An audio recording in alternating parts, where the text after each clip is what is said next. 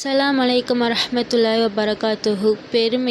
பெருமை இன்னைக்கு எல்லார்கிட்டேயும் ரொம்ப அதிகமாகவே இருக்கா. நிறைய பெருமையை தன் தலையில் சுமந்து சுற்றுறாங்க. அது சரியா? அது தவறு. ஏன்னா பெருமை அல்லாஹ்வுக்கு உரியது மட்டுமே.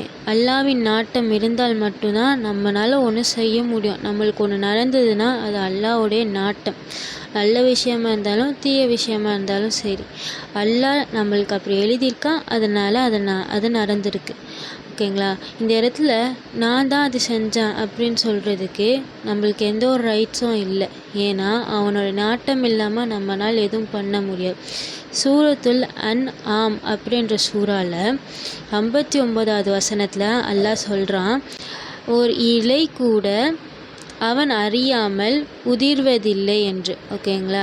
அப்போது இந்த இடத்துல அவன் நாடினால்தான் அந்த ஒரு இலை கூட உதிரும் அப்படின்னு சொல்கிறாங்க. அப்போது நம்ம அவனை மறந்து பேசுகிறது கரெக்டா?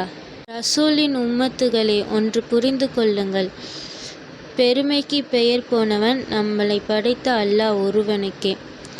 அல்ஹம்துலில்லாஹி ரப்பில் ஆலமீன். அனைத்து புகழும் அகிலங்கள் எல்லாவற்றையும் படைத்து வளர்த்து பரிபக்குவம் படுத்தும் நாயனான அல்லாஹ்வுக்கே எல்லா புகழும் உரித்தாகட்டுமாக. அஸ்ஸலாமு அலைக்கும் வரஹ்மத்துல்லாஹி வபரகாத்துஹு.